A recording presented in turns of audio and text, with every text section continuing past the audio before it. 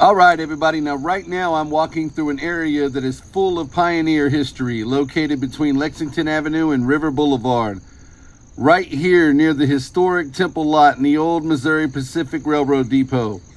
Today, it's just another piece of the Independence landscape, but on May 10th, 1839, this open ground where I am standing right now was transformed into a temporary theater of death. This was the exact site where Jackson County staged its very first legal public execution. The man at the center of the spectacle was Henry Garster. History remembers him as Jackson County's original condemned man. But his path to these gallows wasn't a solo journey.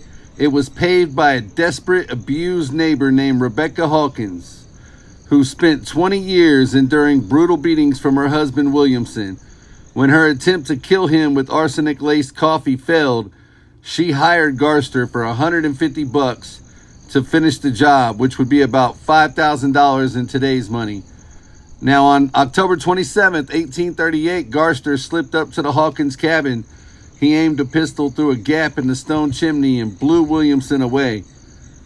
But let's talk about May 10th, because the execution itself wasn't just a punishment. It was a massive public spectacle.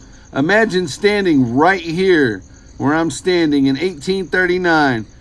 The county didn't have permanent gallows, so workers had hastily hammered together a temporary wooden structure right in this open area right here.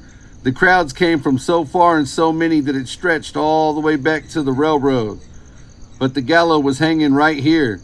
And the crowd, they were immense. People traveled from every corner of Jackson County to witness this.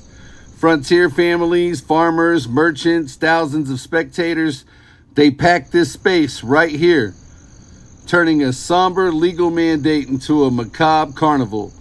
But the real psychological horror began before Garster even reached the scaffolding. Picture a common, creaking wooden wagon cutting through the massive crowd. Inside that wagon wasn't just Garster under heavy guard. No, the authorities forced him to take his final ride sitting directly on top of his own rough handmade wooden coffin box. He rode to the execution sitting on top of his coffin. Every bump in the road, every jostle of the wagon wheels against the dirt was a physical reminder that he was riding his own deathbed straight to the noose. It was frontier psychological warfare at its finest. Now the wagon pulls up right here to the temporary gallows. Garster is hauled off of his coffin and is forced up the wooden steps. And the thousands of spectators, picture this, go dead silent, waiting for the climax of Frontier's most sensational murder plot. Up on the platform, two men are waiting for him, Sheriff King and his deputy Joe.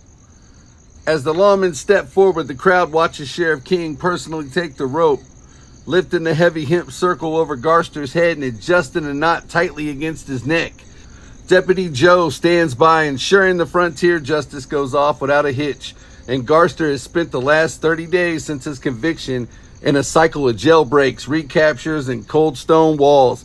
But right here and right now, standing next to Sheriff King, he completely runs out of track. And what about Rebecca?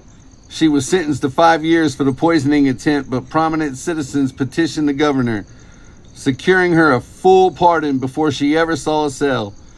She got a clean slate, and Garster got a rope. Now picture this. Sheriff King steps back. The signal is given.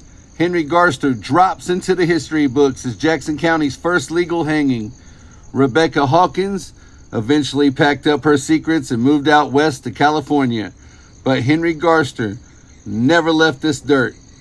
The next time you drive down Lexington Avenue or look out over the Temple lot, remember the wooden wagon, the handmade coffin, and the day Sheriff King tightened the noose right here in the heart of Independence. And local lore says that Henry was buried right here in this field, on this spot, somewhere in this area. This Mack Malone, the KC journalist. Keep digging into the past, because the truth is always hiding just under the surface.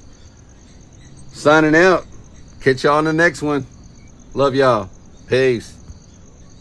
Let's go. Mack Malone, he's your KC journalist.